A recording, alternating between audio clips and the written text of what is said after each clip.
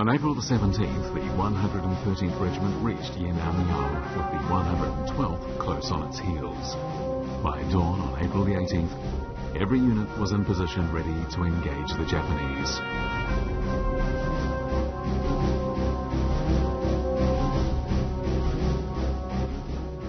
By then, the besieged British were on the brink of collapse. Seeing no hope in sight, General Scott tried once again, asking for help. My men are exhausted. The horses are about to collapse, and the many days of manoeuvres, the lack of drinking water, have reduced us to incompetence.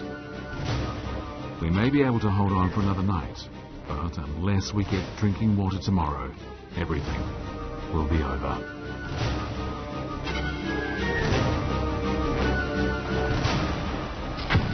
While the British were doubtful about any Chinese rescue effort, the 113th Regiment, commanded by Liu Fangwu, launched the first attack on the Japanese.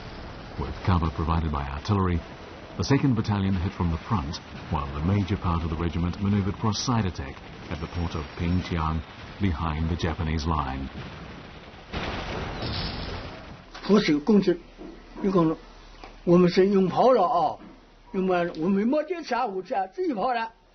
是没把一片这么的挂在革命市场上，日本人也是没收的，我们中国人来的这么快，是吧？好，我们负责的，一下都不攻。 Judging by the number of machine guns, the Japanese troops had concluded the force to be a KMT-1. To confuse the enemy, Liu Fangwu had placed all the machine guns, heavy and light, in the front. 他把这样的这个机关枪、轻机关枪、短机关枪全部摆到第一线，要让那敌人也不晓得我们的兵力多大了，还派出的呢3个啊2-3个什么的呢，轻机关枪独立走到侧面，敌人如果是说是你感激，你想是太大力，人家想是不是啊要正面大力。 With so many machine guns firing at them, the Japanese concluded that they were facing an entire division. The Japanese troops on the north of the river began to flee, leaving behind many casualties.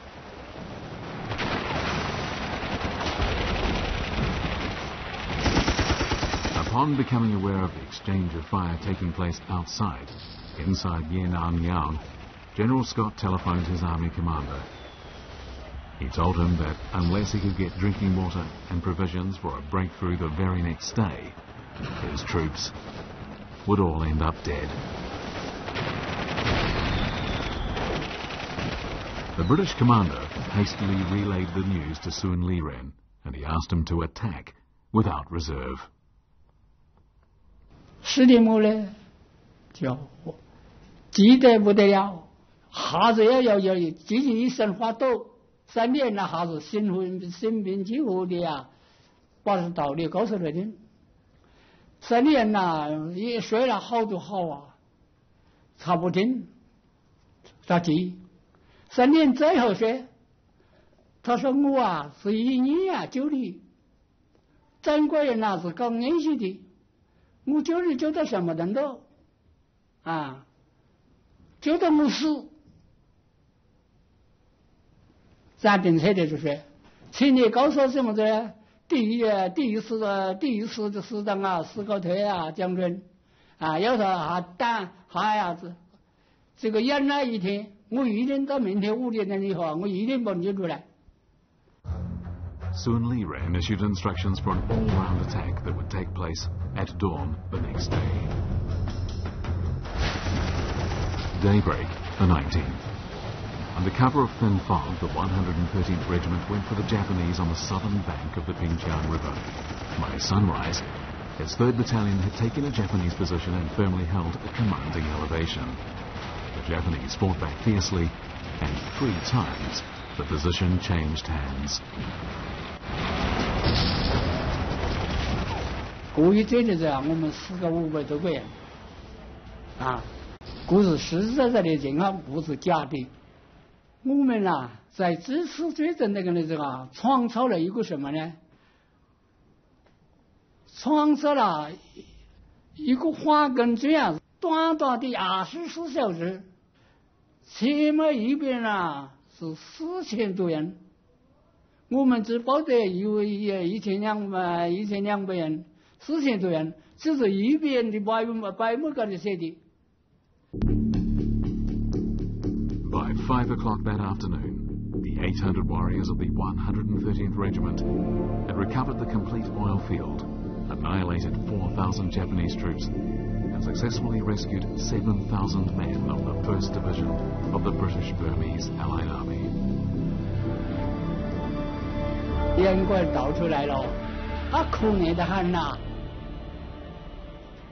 不管烟棍好，印度人好就是背后底就是小亏灯光好亏救了他们的命那个就是没得吊绳机如果是现在有吊绳机，这么早好的了解的时候拿这个苦悲，拿着苦脸上那留下来好有历史意义这是我亲眼看到的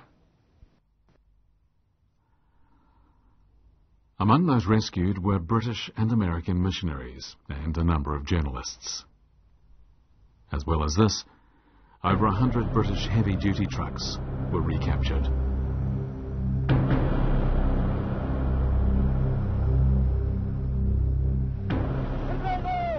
For the Japanese, the loss of Yinanyang was a major source of shame. The 33rd Division was seriously reprimanded and its commanding officer removed from his position.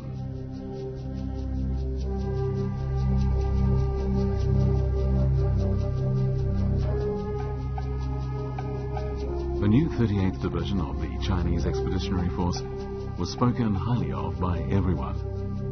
As soon as the Yinanyang battle was over, General Alexander, the British Commander-in-Chief, wrote Sun Li-ren a letter to express his heartfelt gratitude. He wrote, "Please allow me, on behalf of the 1st British and Burmese Allied Army and all the forces of the British Empire, to extend to you my heartfelt thanks for what you and your brave soldiers have done. On the instructions of His Majesty, I hereby present you the British Commander-in-Chief Medal." Sun also received the Medal of Congress from US President Franklin Delano Roosevelt. 当然还有很多英国媒体一下子改变对中国的看法。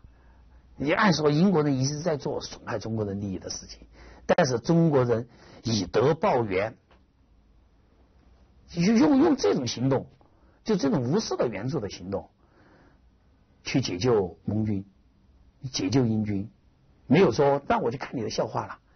你既然在损害我的利益，那我就看着你被歼灭没有这样。我觉得这还是一种国际精神，表现中国人一种民族大义。他的这个人安枪之战，更多的我觉得是表现了这个在胜利人和中国军队身上体现出的是一种民族大义，一种顾全大局的精神，是以德报怨的精神，这是一种民族文化。我想这个跟西方的那种损人利己的殖民主义者的态度形成了鲜明的反差。But while Sun Li-ren stood in the limelight, Liu Fangwu, the commander of the 113th Regiment, who was the actual leader in the Battle of Yinanyang, received no acknowledgement. In fact, his name was seldom mentioned. This unfairness was revealed in Du Yuming's memoir, My Collections of the Chinese Expeditionary Force in Burma, in which Liu Fangwu was wrongly recorded as Sun Jiguang, a person who did not even exist. Other books about the subject in concern mention Liu Fangwu even less.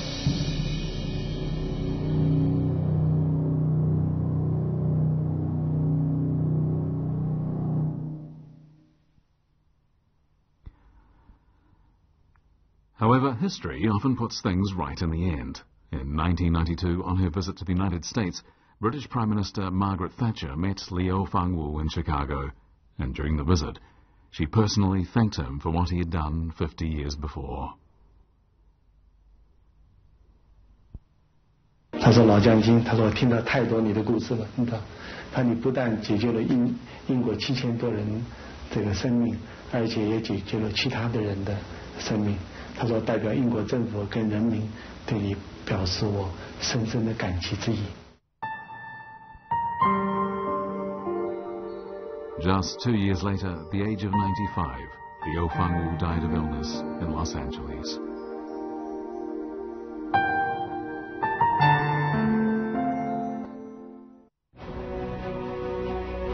Still labouring under the illusion that he was in control due to having received authorization to plan a decisive campaign to beat the Japanese once and for all, General Stilwell hurried back and forth from one Allied army to another. What he was hoping for was a miracle that would kick the Japanese out of Burma and into the Pacific. However, the British and Burmese Allied armies' western defence had collapsed, so now the question was whether to head west to stop the Japanese army's advance or stay put and defend La Xiao in the east. This was a question that touched off a heated debate between Stilwell and Du Yuming.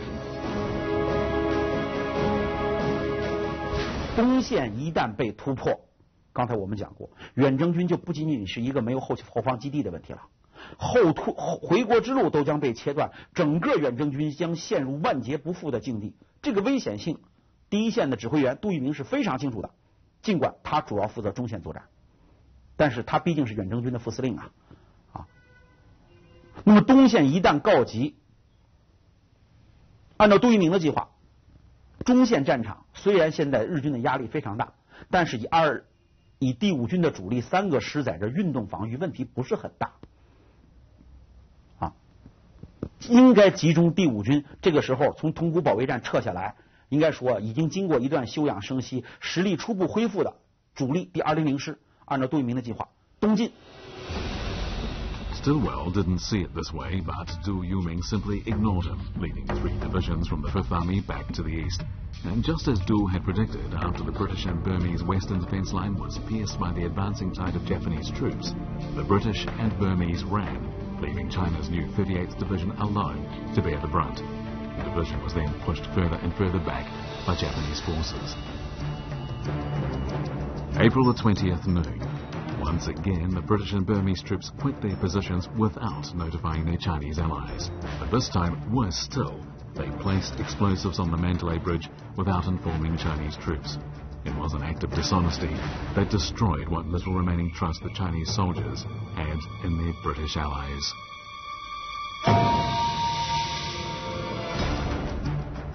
That night, Chiang Kai-shek sent an urgent telegram from Chongqing ordering a change in strategy. Everything was to be done to keep Japanese forces out of China. Major forces were to be placed around La Xiao rather than in Burma's west. This strategic change marked the end of Stilwell's ambitious plan for a decisive Mandalay campaign to be fought by combined Chinese and British armies. But there was now a split inside the Allied forces, and as a result, the Chinese armies held fast at the doorway to China, while the British army fled west to India. While the Allied armies were in chaos, Japanese forces advanced in a swift and orderly fashion to the north along Burma's highway and railway.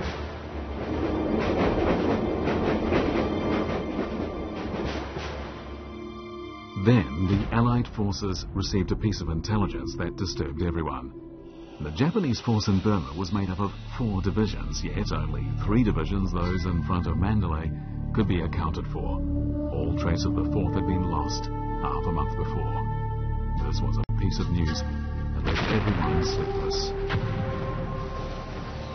On April the 21st, the Japanese army punched a hole through the eastern side of the Allied forces' defence line, 1,000 kilometres from Mandalay. The 55th Division under China's 6th Army was forced to retreat.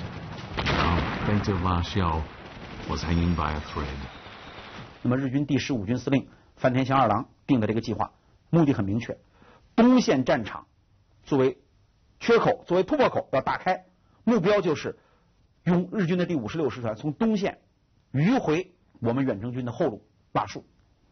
拉树这个地方是滇缅公路的一个重要的枢纽，也可以说是缅甸境内的一个起点。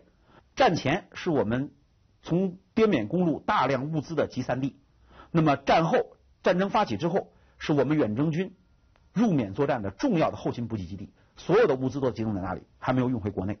同时也是我们远征军从滇缅公路最后撤退回国的唯一的一条重要的通道。那么日军集中了精锐第56师团，突然由平板纳中路调到东线，目的非常明确，打掉你的后勤，切断你的退路，对你形成合围。这个用心是非常险恶的。On the 24th, the Japanese 56th Division, after passing the mountainous area east of Burma, took Taongi, a strategic location behind the Chinese army. They took a large quantity of war supplies, but more importantly, Taongi was a gateway to La Xiao. Without it, the fate of La Xiao was on the edge. The Chinese Fifth Army, under the command of Du Yuming, rushed to the rescue and, after 2 days of bloody fighting, recaptured Taongi. The Japanese withdrew and once again disappeared. The scenario was a nerve-wracking one. Exactly where was the Japanese 56th Division? More importantly, what was their next target? Worry and fear appeared among the Chinese officers. 4 days later, alarming news arrived. The major force of the Japanese 56th Division had been spotted on a mountain just 20 kilometers north of La Xiao. Nobody could explain how they had got there.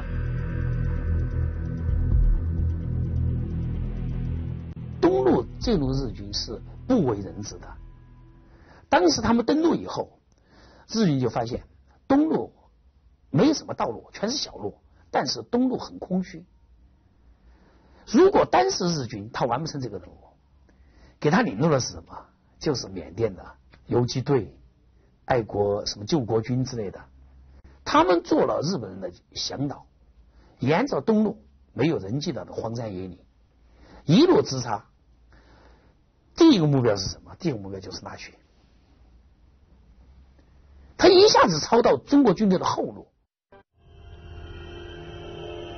This famous Japanese division was commonly referred to as the Fiends of the Forest and was made up of shipyard workers from Honshu. In Japan, it was known as the Honshu Army. It was made up of particularly tough fighters, and they had had a hand in almost every massacre that had taken place in China.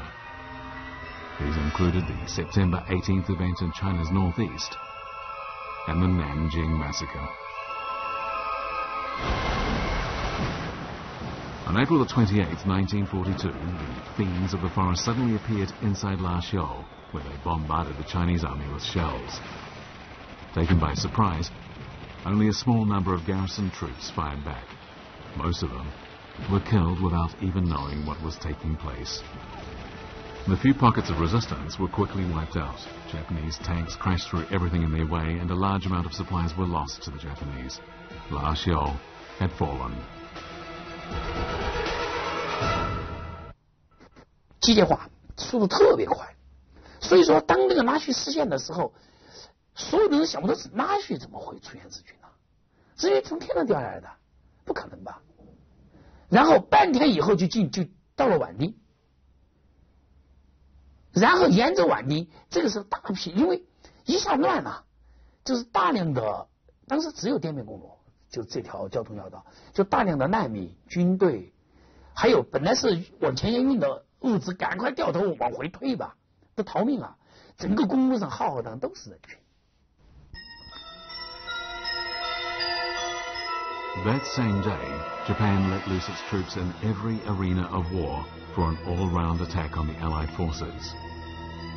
The intention was to strangle the Allied forces in Burma, and the rope was being pulled tighter.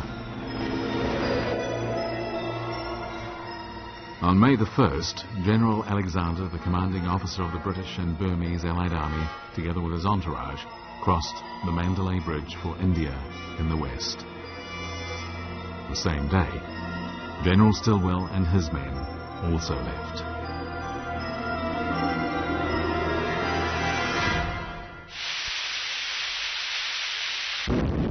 Early the next morning, the Mandalay Bridge collapsed into the river with a thunderous explosion. An important symbol of the British Empire in Burma was gone for good. The route the Chinese army needed to take to return home was now cut off. Ahead, lay a journey full of hardships and sufferings. The Japanese 56th Division didn't stop in Lashio. Instead, it lost no time to push forward, the ultimate goal being China. One route was to Myitkyina, the last city inside Burma yet to be taken, and this was to seal the fate of the Chinese army by leaving no way out. Another route was to follow the Yunnan-Burma Road to Yunnan in China. Just a week later, Myitkyina fell to the Japanese. The last hope for the Chinese army of finding a route back home was gone.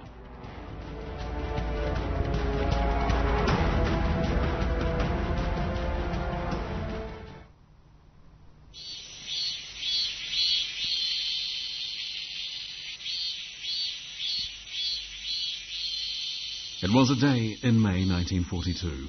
Under the blazing sun, soldiers of the Chinese Expeditionary Force were inching their way from Mandalay along a road in a valley in northern Burma, carrying heavy weapons. They were walking slowly in the direction of China, their motherland.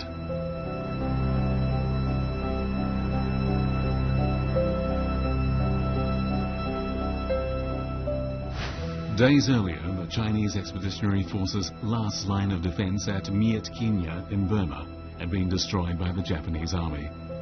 Then, Japanese soldiers had appeared at Morgaon, 40 kilometers to the west of Myitkyina. The Japanese army had completed a strategic encirclement and cut off the China-Burma border.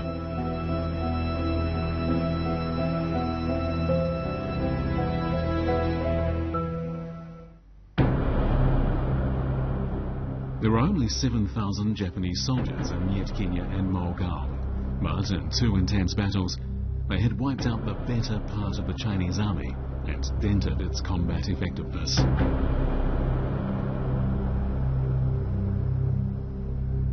The middle route troops of the Expeditionary Force under the command of General Du Yuming consisted of 15,000 men in the 5th Army, 6,000 men under the 22nd Division, 5,000 men under the 96th Division, and 7,000 men under the new 38th Division of the 66th Army. At the same time, the 200th Division with 7,000 men was heading toward him. These armies were combat effective. Even if they could not expel the enemy, they could at least hack a route through with little difficulty.